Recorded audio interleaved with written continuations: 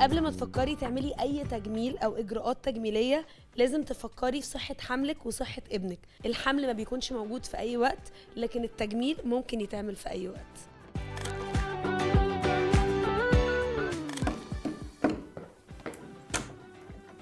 هلو، ايه الاخبار؟ ايه القمر ده؟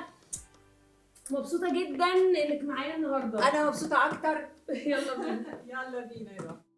النهارده معايا ضيفه من الضيوف اللي انا بحبها جدا. مش عايزه بقى اتكلم عن مستوى التمثيل وقد ايه هي نجمه مفيش زيها وليها طاقه مختلفه وفيري سيلكتيف في كل حاجه بتعملها، بس هي كمان بكل معنى الكلمه. انا عشان عارفاها بعيدا كمان عن التمثيل والوسط وكل الحاجات دي، فهي قوي. فكان لازم تكون معايا في البرنامج وكان لازم تكون معايا في الجيرني، لان هي مش بس هي كمان فنانه ناجحه، فلازم اعرف منها سر الخلطه. القمر منال سلامه، مبسوطه قوي انك معايا في برنامج عزيز قوي على قلبي كده، وانك موجوده بقى النهارده از امام موجوده، ونتكلم بقى عن حاجات اعتقد ان محدش اتكلم فيها قوي زمان، بقى الحمل وحملك في علي واميره. مبسوطه قوي انك معايا. وانا كمان مبسوطه جدا يا لينا، ربنا يخليك. نرجع باول حمل بقى خالص، لما عرفتي ان انت حامل الاول قبل ما تعرفي ان ولد او بنت. لا انا ما حبيتش اعرف ولد ولا بنت باي ذا واي. بس في مفارقات كتيره حصلت، كانت بتقول انه ولد بس من غير ما اعرف. يعني حتى الدكتور لما طبعا اول ما عرفت اني حامل، مشاعر مختلطه بقى، الخوف من المسؤوليه والخوف من فكره الحمل والولاده ويا ماما والالم، وطب انا هستحمل ازاي. هم كلهم كانوا بيتعاملوا معايا لاني سوفيستيكيتد خالص وهنهار وحاجات كده. ومشيت بقى مع الحمل واحده واحده. من ضمن الحاجات اللطيفه اعتقد كل الامهات حست بيها ان انا نايمه على ظهري على طول، خايفه انام على وشي علشان البيبي. فبقول للدكتور، قلت له انا بحب انام على وشي، اعمل ايه؟ قال لي ما تنامي على وشك. قلت له البيبي. قال لي ربنا اللي حميه مالكيش دعوه. وقام عامل لي كده. هو كان دكتور اسمه روبرتو اورفانيلي باي ذا واي، هو ايطالي مصري. بس هو من والده من مؤسسين المستشفى الايطالي في مصر. فهو مصري قوي، وتحسي انه ابن بلد يعني ايه، بس برضو مع الحته الايطالياني كده. ميكس لذيذ بالظبط. فحتى مره رحت له عشان يسمع ضربات البيبي، فالسماعه الاوتوماتيك دي اللي انا بسمع بيها النبضات على الجهاز، ايوه كانت عطلانه، فسامع بالسماعه القديمه اللي هو حطها على ودنه. قلت له ايه ده؟ طب انت هتسمع ازاي؟ قال لي يا مامك كانوا بيسمعوا ازاي. فدي من ضمن الحاجات اللطيفه. طب عرفتي ان هو ولد لما ولدتي؟ اما جه يعمل لي السونار بقى، قلت له ما تقوليش ولد ولا بنت، مش عايزه اعرف. طب وحاجه البيبي؟ جبت الوان محايده. اصل اول شهر شهرين ينفع تلبسيه حتى البنت تركواز او ابيض او بيبي بلو، كله بيمشي عادي. فجبت الالوان المحايده، ابيضات، البيبي بلو، الحاجات دي. فحلمت بقى. كنت عايزه اقول لك على حاجه. كنت متفق انا وعادل، هو عادل، عمرو، عماد، عبد الحي، كله عين. وانا عيلتي فيها عين كتير، يعني انا منال سلامه حسن علي، عمامي عندي عمي علي، ابن عمي علي، مش عارف ايه علي، العيله كلها ملخبطه عين كده. فانا قلت له بقول لك ايه، احنا عايزين نخرج من هترك العين ده، هنشوف اسم تاني خالص. قال لي اوكي. وما فكرناش هنسميه ايه، يعني قلنا خدنا قرار ما نسميش بالعين. فانا في الشهر الثامن حلمت بشجره محفور فيها قلب، وجوه القلب مكتوب علي. فصحيت من النوم فاكره الحلم. فقلت لعادل انا حلمت بكذا كذا. قال لي خلاص لو جه الواد نسميه علي كده. طب هل ساعتها انت كأم كنت حاسه ان ايه ده شكله ولد؟ بصي، كل اللي كان يشوفني ساعتها يقول انت محلاوه هتجيبي ولد. انت دايما يقول لك معتقدات كده، لما الام مناخيرها تفنشر وبتاع يقول لك هتجيبي بنت. لما تبقي محلاوه شويه تقولي هتجيبي ولد. مع ان انت عارفه ان ساعات يقول لك العكس. يعني انا مقتنعه ان البنت بتاخد من حلاوه مامتها. والله ملهاش قاعده. انا ضد الخزعبلات دي. مع دكتور النساء اكتشفنا ان ده كله خزعبلات. صح. بس كانوا بيقولوا لك محلاوه وهتجيبي ولد. بيقولوا كده. فبقت اختي تقول لي يا ام علي قبل ما اجيب علي، وقبل ما اعرف ان البيبي علي. في الولاده بقى طلعوا البيبي. اختي يعني النيرس قالت لها مبروك جابت ولد. ابي عادل، علي جه. فخلاص بقى علي. خلاص علي خلاص صح. لا ربنا بعت الاسم. وكمان صح، هو ربنا بعت الاسم. يعني انا حتى والدتي لما كانت حامل في اخويا كانت مقرره طول الحمل ياسين ياسين ياسين، قبل الولاده بيومين حلمت ان هو عمر. بالظبط. فخلاص بقى هو عمر اهو دلوقتي. بالمناسبه انا لحد والدي ما مات كانوا بيقولوا لي ابو سحر، انا كان عايز يسميني سحر.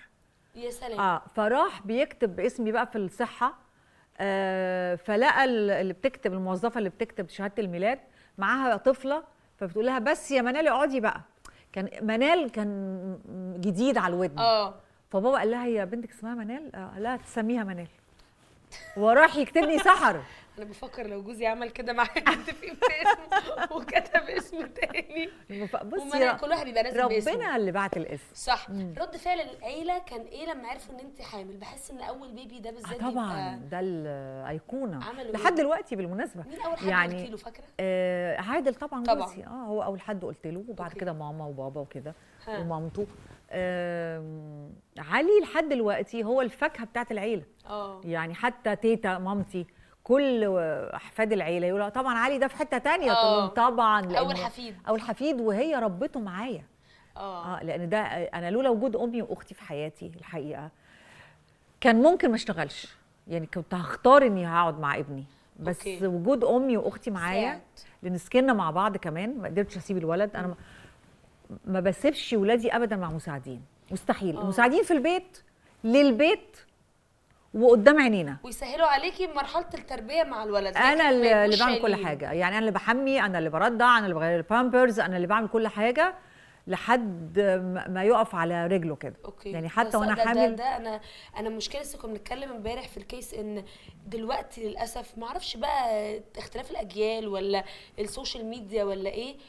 لسه شايفه بوست على فيسبوك واحده منزله في جاردن بتلاعب ابنها ومصوره صوره ان كل اللي موجودين مربيات. بالظبط. مفيش ام عايزه حتى تبقى اللي هو ما ينفعش بتلاعب. الانتماء والحب بالممارسه. يعني الام عندها الغريزه الامومه انما الطفل هيحبك ازاي؟ هينتمي اليك ازاي؟ هيديك حب ازاي الا اذا انت اديتي له حب. يعني طول ما انا ما كانش عندي تصوير او شغل انا اللي بودي التمرينات، انا اللي بروح السباحه. ربنا كان بيقدر، لان زي ما بقول لك كان ماما واختي معايا. طول ما انا ما عنديش شغل انا اللي معاهم، انا اللي بودي التمرين، انا اللي بحمي، انا اللي باكل، انا اللي بعمل كل الحاجات. عندي شغل بتنوب عني ماما واختي. بس لازم مامتك او اختك مش مربيه. مستحيل. مستحيل اخرج الولاد مع المساعده.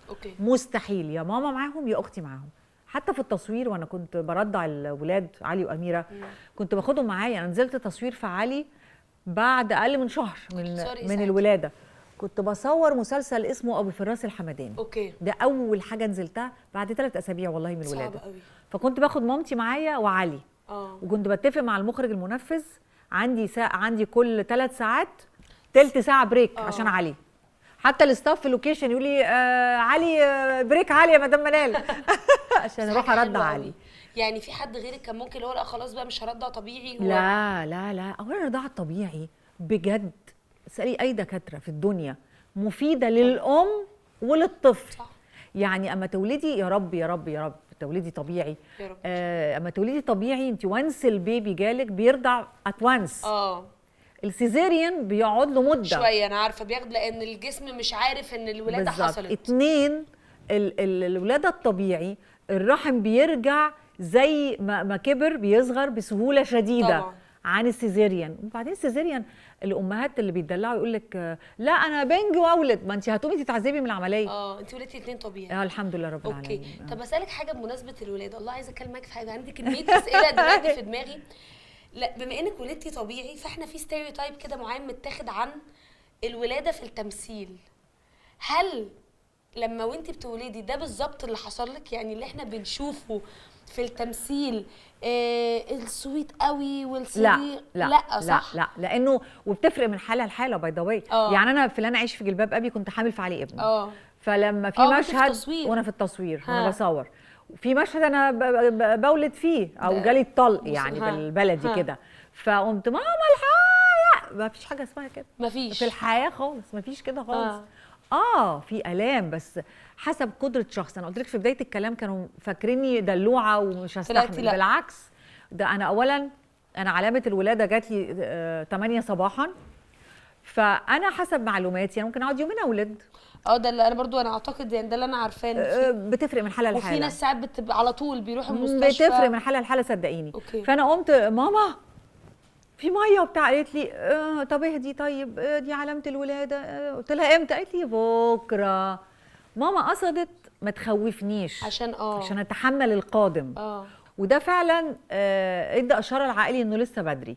فمع اول الم اتوجعت، بس قلت لا بنت جمادي ده لسه بكره، احنا هنتوجع من دلوقتي. الواحد نفسيا. عملت اغرب شيء واحده تعمله في الدنيا. ايه بقى؟ كلمت الباديكريست بتاعتي.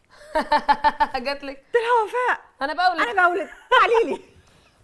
بقيت تعمل لي ده تفكير عامه والله العظيم. صح. لا مش بنات، هو انا غالبا عايزه ذهني يروح في حته تانية. انا حللت ده بعد ما حصل. أوكي. بعد ما فقت من الليله يعني. فبقت تعمل لي مثلا صباع ضفر ده مثلا تعمل لي، فالطلقه تيجي فاقول لها استني. فاصل من الكوميديا ما تتصوريش. كان يوم وماما بديكير ايه يا بنتي، وانا اساسا مش عايقه بطبيعتي ان انا اقعد اعمل بديكير وبتاع. فما تفهميش ايه اللي حصل لي. وبعدين عادل يا حبيبي اتوتر. نروح المستشفى، اقول له لا لسه بدري. يا لهوي اهدى انا كويس. يعني هو حساس قوي وبيصعب عليا. كان سبورت ليكي جدا. ده خلاني انا اتحمل الالم. النكته بقى ان احنا ما كانش عندنا، كنا لا نملك سياره في تلك هذه الفتره. ما كانش عندنا عربيه لا انا ولا هو. اوكي. فهو قام مكلم 10 من صحابه، منال بتولد ستاند باي هتجونا في اي وقت. اوكي. فالناس من 8 9 الصبح ستاند باي ل 10 11 بالليل. كل ده؟ والله ما فيش كله بقى عاش حياته بقى، وما كانش فيه موبايلات. بيكلم صحابه على نمر البيت. فجأة بيكلم صحابه ما فيش حد في البيت. نزل.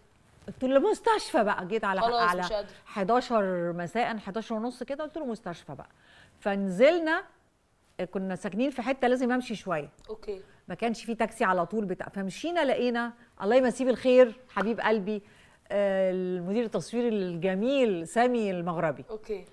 ف معدي بالصدفه سامي. سامي قال له عادل، قال له لا بنات بتولد. ركبنا العربيه. قلت انا اللي عارفه المستشفى، انا الوحيده اللي عارفه المستشفى. اوكي. فتخيلي بقى الكوميديا ده يتعمل سيت كوم. الطالب بيجيني والله العظيم، الطالب يجي لي فانا اقول له يمين شمال. اطلع الكوبري ده. طلعتهم كوبري مشهد والله. طلعتهم كوبري جاي بالغلط. وهم طالعين برضو متوترين، كله متوتر. وانا بعمل ده وماسكه ايد عادل وامي جنبي من ناحيه، وعماله اقول له ما تقلقش انا كويس، اطمن كده. حاله كوميدي بس رهيبه. قويه قوي انك من 8 ل 11 دي. دخلت المستشفى بقى 12. ولدت امتى بجد؟ على الاوضه ايه تك في اجراء بيتعمل كده. قالت لي قومي البيبي موجود يعني وصل بالسلامه يعني. دخلت العمليات. علي جه. فعلي جاي يوم ليله 21 او يوم 21 كان 20 خلص. اوكي. ابتدينا 21 علي جه بالسلامه. طب لازم اسالك بقى على حاجه. اتفضلي. احنا عاملين حلقه كنا عن مشاركه الزوج. حاجه مهمه جدا جدا طبعا. جدا، وبتفرق قوي في نفسيه الام يعني. الام والطفل. الام بتبقى محتاجه دعم رهيب، لان في حاجه اسمها اكتئاب ما بعد الحمل. ان ما كانش الزوج، في ناس دلوقتي بيجيلها اكتئاب الحمل وبيتخانقوا قوي. ايوه. والموضوع بيبقى صعب. ان ما كانش الزوج متفهم لده، عشان كده للاسف بيحصل كتير طلاقات بعد اول بيبي. صح. لان الزوج مش فاهم ايه اللي بيحصل. صح. والزوجه متوتره، مش فاهم ان الست دي ما بتنامش ساعه متصل، عصبيا فسيولوجيا، في هرمونات متغيره. لازم يدرسوا ده مع بعض عشان لما يحصل ده يبقوا داعمين. هتقولي لي عادل بيشيل البيبي ويحمل البيبي خالص. لا بس احكي لي السبورت بتاعه كان نوع عامل ازاي وقت الحمل؟ لا وقت الحمل طبعا الدكتور ساعات كان بيقدر يجي معايا ما بيبقى فاضي. أوكي. وساعات لا كنت بروح لوحدي او انا وماما. بس انت كنت حاسه ان هو مستحمل مثلا ساعات في الحمل معظم الستات العصبيه؟ لا عادل كان مستوعب ومستحمل الحقيقه. زائد عايزه اقول لك على حاجه، انا ظرفي ما كانش عندي رفاهيه ان انا اتعصب بقى والحاجات اللي بتحصل للحوامل، لان كنت بشتغل. الشغل احنا كنا بنبني حياتنا، فما فيش دقيقه. انا كنت بعمل ام كلثوم وانا حامل في اميره. علي كنت عملت لن اعيش في جلباب ابي. والله وعملت مسلسل تاني اسمه اولاد الاصول، وكنت بشتغل، فما كانش عندي رفاهيه اي تعبانه اي اعدلوني، ما كانش فيه الرفاهيه دي خالص. طب هسألك على حاجه، بما ان فلان عايش في جلباب ابي، انت كان لازم ما حدش يقول لك نفيسه، لازم نوفا. بتشوفي ان لازم الاب والام يختاروا يعني بتمعن قوي اسم الطفل، لان ده ممكن يسبب له ازمه عامه؟ ده اكيد. ومع ذلك تمعني واختاري زي ما انت عايزه، بينزلوا اسمه معاه. انا حكيت لك واقعة علي. ايوه صح. احنا مقررين انه مفيش عين، جه علي رغما عننا يعني، صح. مش هزار يعني. بس طبعا لازم نحاول نختار اسم ما يحصلش عليه تنمر صح من الولاد. لكم من اسمائكم نصيب. يعني لما نختار اسم طاقته حلوه، في اسماء طاقتها حلوه واسماء لا. معنى الاسم ايه؟ ده مهم جدا، اهم من الاسم على فكره. معنى الاسم لما بيبقى اسم ايجابي وجميل، ده بيترد عليه طاقيا دايما للطفل. يقول الطفل نصيبه من اسمه. بالظبط. دايما بتتقال. نروح بقى لاميره. اميره بقى لما حملت فيها، عرفتي ساعتها بنت ولا برضو ما كنتش عايزه؟ برضو لا. لا انا الموضوع ده لازم اعرف والله بجد ازاي. انا عايزه اقول لك ان انا وقت ما رحنا وعشان نعرف ولد او بنت او كده، انا ما قدرتش استنى اللي هو بقى حاجات اليومين دول والجندر. طبعا انا ماليش في الكلام ده خالص. هتفرق ايه؟ وانا قاعده قلت لها عرفتي؟ قولي لي، عايزه اعرف. مش قادرين اللي هو بقى، قلت هستنى وادخل العربيه وانا ومحمد نبقى مع بعض ونتفاجئ واصور. احنا محدش، لا عايزين نعرف. فازاي قعدتي؟ ده حاجه على فكره قويه جدا. لا انا قعدت كده، وحتى الريبورت لما بيدوني يديك السونار شاطب على النوع الجند. فانا مش بحب كده. طب بس كنت حاسه انك عايزه بنت شويه بما انك بصي انا كان نفسي في بنت طبعا، لان عيله قديم ما عندهاش بنات خالص. فالكتاب بيقول ولاد، خلصنا كله. بس رحت عمره بقى قبل ما احمل في اميره. وانا في الكعبه ده بجد والله العظيم دعيت، قلت له يا رب لو رايد لي اخلف تاني عايزه بنت. كان نفسي. اوكي بس فجت اميره الحمد لله يعني. عملت ايه بقى لما قالوا لك ان هي بنت؟ اتبسطت جدا طبعا، عشان خلاص عندي ولد فيبقى في بنت. يعني كان نفس حلم كل الامهات، بنت وسرح لها شعرها والبسها ايه. والحقيقه اما بتروحي تشتري ملابس للاطفال عينيكي بتروح على حاجات البنات. طبعا هم حاجه البنات اشيك والطف وارق وكل حاجه. اعراض حملك في علي غير اميره يعني؟ الولاد بجد؟ ايه بقى الفرق الحمل الاول عن الحمل الثاني؟ اول علي ما كانش عندنا عربيه، فكنا بنمشي، كنت بمشي كتير جدا. بطلع سلالم وبتحرك وبتاع. فعلي في الشهر التاسع كنت بعزل من شقه لشقه، فكنت بطلع 8 ادوار على رجلي. وكان بابايا اللي معايا حبيبي الله يرحمه بيلف معايا. ده سهل لي ولاده علي. اميره كانت العربيه جت، فالحركه كانت قليله فتعبت اكتر. فدي نصيحه. سبحان الله يعني الحركه. طبعا في تدريبات لازم الست اخر شهرين او 3 شهور هي من داي 1 لازم اتليست تمشي.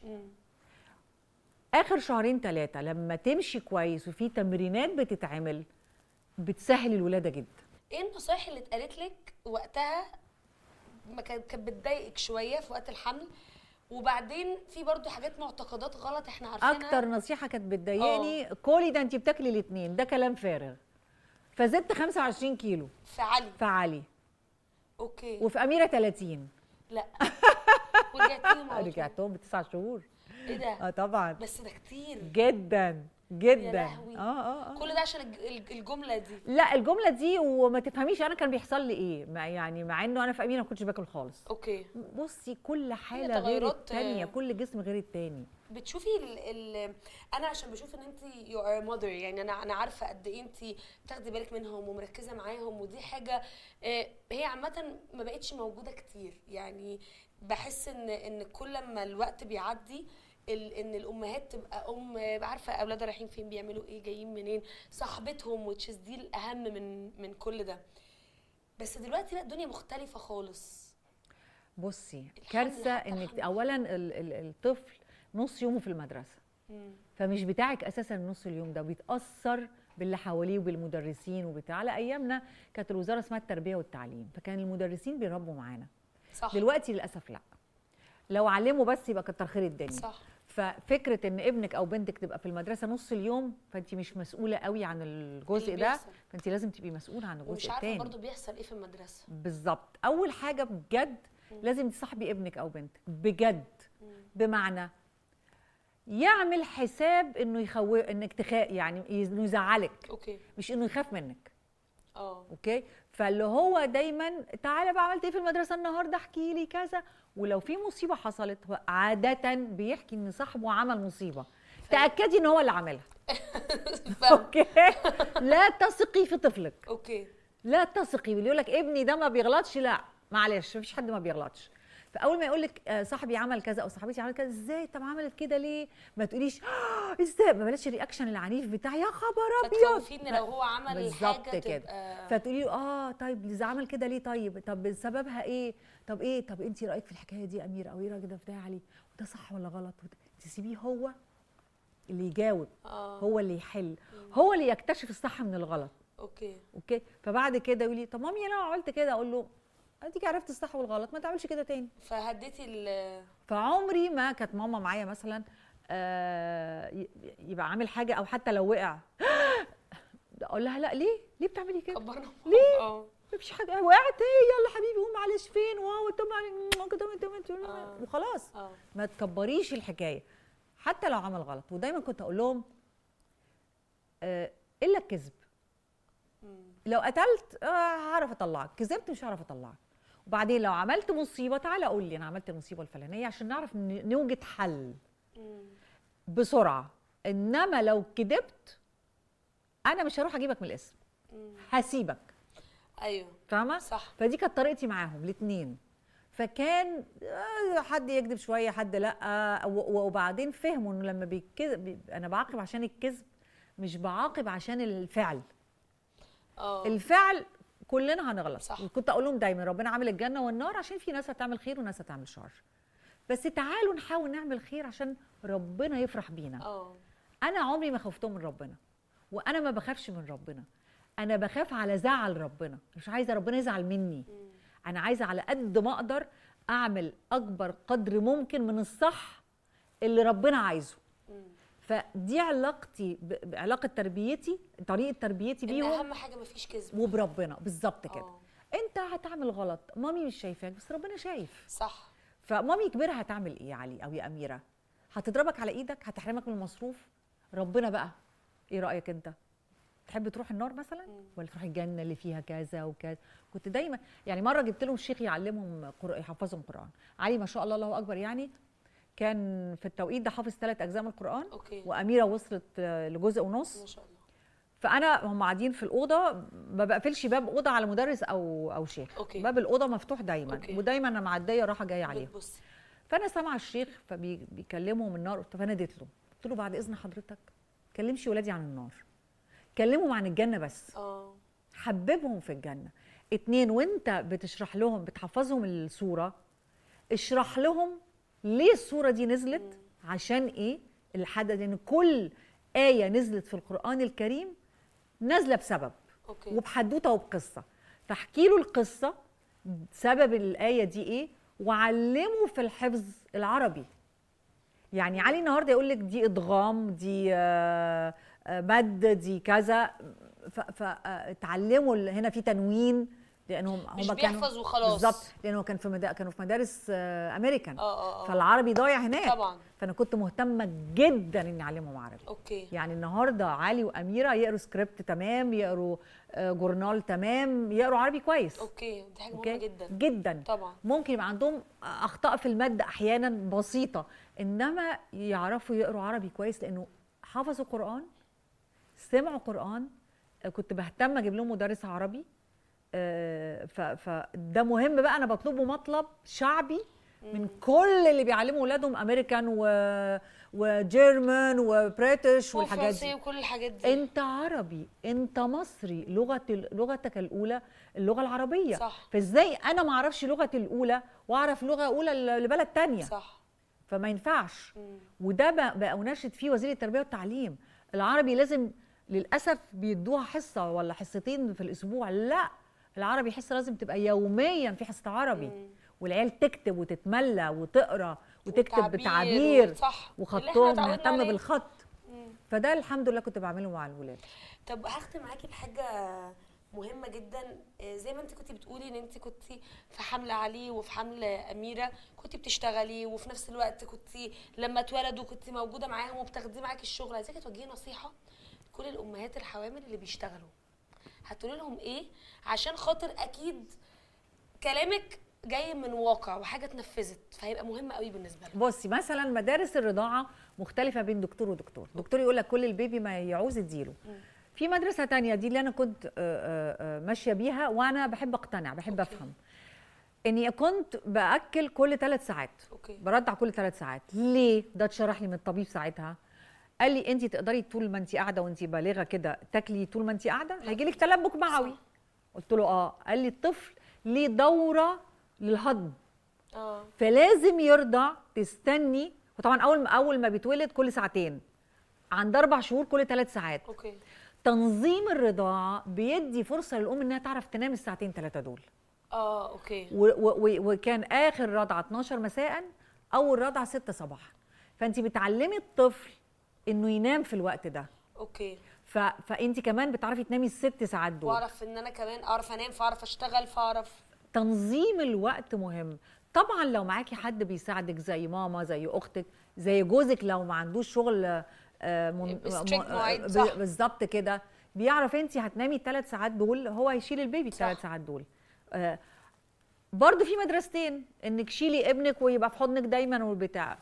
في مدرسه تانية لا، نظيف راضع تمام، العبي معاه شويه وسيبيه على الارض. كنت بتعملي ايه؟ انا كنت بعمل المدرسه دي. اوكي. عشان الطفل من اللحظه دي ما يبقاش متعلق بيكي قوي، وانك بتعملي له كل حاجه. لانك كان دكتوري يقول لي انت هو دلوقتي وزنه 2-3 كيلو قادره تشيليه، لما وزنه يبقى 7 كيلو صح. 10 كيلو هتعملي ايه؟ صح. هيبقى دايما مش على اللي ايده شيليني. فانا كنت مع المدرسه الستريكت دي، تعملي له كل حاجه وخلاص، والعب معاه. ساعات اجي من بره احضن وابوس والعب واهزر وكل حاجه، بس خلاص مامي تعبت يلا نقعد كده. لا ليه كده؟ اوكي. لازم تدي حنان وتدي حزم. يبقى عارف انك حبيبته وروحه وملجأه وامانه، وفي نفس الوقت لازم يخاف على زعلك. واكبر حاجه لازم اقولها لكل الامهات بقى، لما تقولي لا على حاجه، قبل ما تقولي لا فكري الاول، هي لا دي بجد هتضره ولا قصدك منها ايه؟ بس وانسي قلتي لا ما ينفعش ارجع، اوعي ترجعي في كلامك. صح. اخر حاجه اميره وهي صغيره فبتزن على حاجه، فعلي قال لها يا بنتي ما تحاوليش، هي قالت لا. صح. فخلاص بيعرفوا، بيبقوا عارفين ان مش هيزنوا عليكي بعد كده. وكمان كنت اقول له قسما بالله، يقول لي ما تحلفيش. خلاص لان انا ما فيهاش رجعه، فيهاش رجعه. فبصي التربيه ملهاش كتالوج. طبعا انا بقول لك تجربتي، طبعا صح غلط ما اعرفش. صح. بس اللي انا عملته ان انا ازعم ان انا ربيت كائنين يقدروا يعتمدوا على نفسهم في الدنيا في عدم وجودي. مبسوطه قوي قوي قوي انك كنت معايا النهارده، واستمتعت جدا بكل الاجابات، وحاسه ان انا ايه ده، عايزه اقعد اسالك تاني. I love you، نورتيني. love you too. ميرسي يا حبيبتي، شكرا جدا. ميرسي قوي.